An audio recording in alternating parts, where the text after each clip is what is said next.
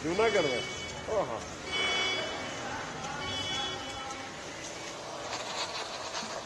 ठीक है भाई।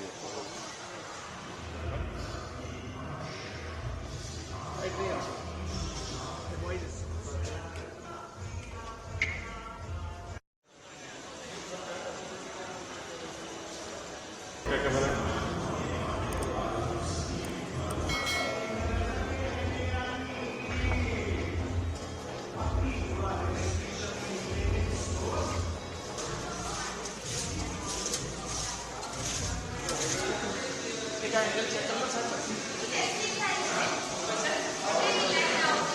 भाई भाई भाई भाई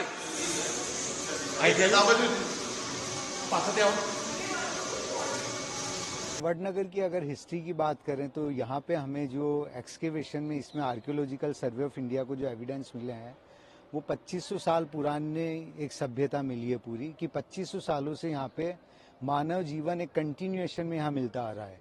ऐसा नहीं है कि यहाँ से लोग बाग छोड़ के चले गए हैं या दूसरी जगह सेटल हो गए हैं, जैसे कि और काफ़ी आर्कियोलॉजिकल साइट्स हैं वडनगर में। यहाँ आर्कियोलॉजिकल सर्वे ऑफ इंडिया ने जैसे सबसे पहले 1952-1953 में जब एक्सकेवेशन किया तो कुछ एक सैंपल लिए यहाँ से, बट किसी कारण से वो लार्ज स्केल पे एक्सकेवेशन नहीं हो पाया। फिर उसके बाद में 2006 में स्टेट आर्कियोलॉजी में की तरफ से पूरा एक एक्सकेवेशन किया गया, जो उस समय डॉक्टर वाई.एस. रावत थे जिन्होंने पूरा एक्सकेवेशन किया। तो यहाँ पे बौद्धिस्ट मठ निकला है, जो कि कहते हैं कि भिक्षुणियों का मठ हुआ करता था। उसके बाद में 2014 से जब एएसआई ने यहाँ कंटिन्यू एक्सकेवेशन शुरू किया और काफ़ी डीप तक 18 मीटर नीचे तक वो गए, तो यहाँ सेकंड सेंचुरी बीसी से कंटिन्यू एविडेंसेस मिल रहे हैं कि जो मानव सभ्यता के एक प्रमाण मिलते हैं कि यहाँ पे कंटिन्यू लाइफ रही है 2500 साल पुरानी। यहाँ जो आर्टिफैक्ट्स मिले हैं एएसआई को और स्टेट आर्कियोलॉजिकल को दोनों मिला के करीब 60 से 65 हज़ार तक आर्टिफैक्ट्स मिले हैं, जिसमें शैल बैंगल है, पॉटरी है, ग्लास ऑब्जेक्ट्स हैं, कुछ एक गोल्ड के ऑर्नामेंट्स भी हैं, कुछ सिल्वर के कॉइन्स वगैरह हैं। तो ये सब यहाँ बताता है कि ये बहुत इंपॉर्टेंट एक टाउन किसी टाइम पे रहा होगा। दूसरी चीज़ जो आर्कियोलॉजिस्ट मानते हैं कि ये स्थल पट की तरह यहाँ पे वडनगर रहा होगा किसी टाइम पे, कि बाकी एरिया से सामान यहाँ आता होगा और यहाँ से मालवा की तरफ और सिंध की तरफ पूरा सामान यहाँ से सप्लाई किया जाता होगा। मतलब एक ट्रेड सेंटर के रूप में ये उस समय काम कर रहा था। दूसरा, यहाँ जो शैल बैंगल और ये काफ़ी पीरियड्स में यहाँ पे मिले हैं, तो एक अगर आप गैलरी में भी देखेंगे कि शैल बैंगल में किस तरह से डिज़ाइन में एक तरह से देखेंगे कि काफ़ी नक्काशी होती गई है, सिंपल चूड़ी से लेके काफ़ी चूड़ियों के ऊपर डिज़ाइन बनती गई। तो इस तरह के काफ़ी सैंपल्स हमको मिले हैं जो एक डेवलपमेंट फेज़ को दिखाता है कि लोग बाग किस तरह से चीज़ों को पसंद कर रहे थे, किस तरह से डिज़ाइन इम्प्रूव हो रहा था।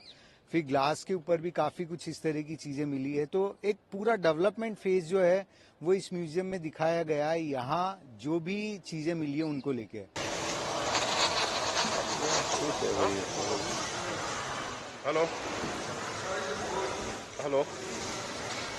देखिए, ये जो म्यूजियम है ना, ये हिंदुस्तान का, वैसे तो हमारा मानना है कि एशिया का, बट हिंदुस्तान का सबसे बड़ा लाइव एक्सकेवेशन साइट का म्यूजियम है, राइट। तो ऐसा म्यूजियम बहुत कम देखने को मिलता है जहाँ पे एक लाइव एक्सकेवेशन साइट हो और साथ में उस एक्सकेवेशन साइट के साथ ही एक म्यूजियम हो जो एक्सपीरियंशियल हो नेचर का। तो इसमें आर्टिफैक्ट्स तो हैं ही, करीबन 6000 आर्टिफैक्ट्स हैं और बहुत ही इंपॉर्टेंट आर्टिफैक्ट्स हैं। ये बताता है कि वडनगर की हिस्ट्री क्या है। एक ये लिविंग टाउन है, जो पूरा वडनगर है वो 2500 साल पुराना टाउन है। जैसे वाराणसी है, ये कुछ ही टाउन बचे हैं जो पूरे लिविंग लेजेंड्स हैं हमारे। बहुत सारे प्राचीन काल के धोलावीरा है, जैसे राखी गढ़ी है, वो तो नष्ट हो गए, वो आगे बढ़ नहीं पाए, लेकिन वडनगर बढ़ा। और जब इसमें खुदाई हुई तो पता चला कि इसमें बहुत सारी बुद्धिस्ट मोनेस्ट्रीज मिली हैं, बहुत सारे जैन टेम्पल्स मिले, बहुत सारे हिंदू श्राइन्स मिले। तो ये करते करते जो चीज़ें मिली सारी, उसके ऊपर ये पूरा म्यूजियम है और एक्सपीरियंशियल म्यूजियम है। तो बहुत ही डिजिटल टेक्नोलॉजी का यूज़ किया है आज का म्यूजियम है। हमें एक मैंडेट था दैट ये म्यूजियम इंटरनेशनल स्टैंडर्ड का होना चाहिए, जैसे कि लूव्र अबू धाबी है या कोई भी और अच्छा आर्कियोलॉजिकल बेस्ड म्यूजियम है, उस टक्कर का ये म्यूजियम बनाया जाए। तो इसलिए मैंडेट मिला था हमें, उसको हमने पूरा करने की कोशिश करी है। क्या क्या लोगों को यहाँ देखने में लगा म्यूजियम में, और क्या किस तरह से महसूस कर पाएंगे? तो अगर आप देखें पूरा म्यूजियम जो है वो 7 गैलरीज में डिवाइडेड है। आप पहले आएंगे तो आपको एक इंट्रोडक्टरी गैलरी मिलेगी जिसमें पता चलेगा म्यूजियम है क्या। उसके बाद एक पूरी सिटी गैलरी है जिसमें पता चलेगा पूरा नगड़ का जो निर्माण है वो कैसे हुआ है। तो एक बहुत बड़ी सिटी गैलरी है। उसके बाद बिलीव गैलरी है। बिलीव गैलरी में पता चलेगा आपको कि कैसे लोगों के बिलीव रहे हैं 2500 साल से, कैसे हिंदुइज्म, जैनिज्म, बुद्धिज्म सब साथ में रहता था, कैसे सबका मोटिव जो एक था, कैसे सब लोग एक कम्युनिटी में रहते थे। उसके बाद एक पूरी गैलरी है लाइफस्टाइल के ऊपर, जिसमें आप अभी यहाँ हूँ मैं लाइफस्टाइल गैलरी में, जिसमें बताते हैं लोगों का रहन सहन कैसे चेंज हुआ है, लोग पहले क्या खाते थे, फिर 500 साल बाद क्या खाते थे, क्या पहनते थे, क्या क्या रखते थे, क्या यूज करते थे, उसकी पूरी गैलरी है।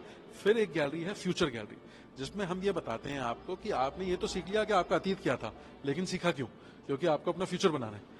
तो आप फ्यूचर में अपने अतीत से क्या लर्निंग लेके जाएंगे। और लास्ट गैलरी में आप जाके एक्सकेवेशन साइट का पूरा एक्सपीरियंस लेते हैं, फिर जाते हैं ऊपर एक्सकेवेशन साइट पे जहाँ पे लाइव एक्सकेवेशन साइट है और पूरा शहर वहां से देख सकते हैं। जूनागढ़ में, हाँ।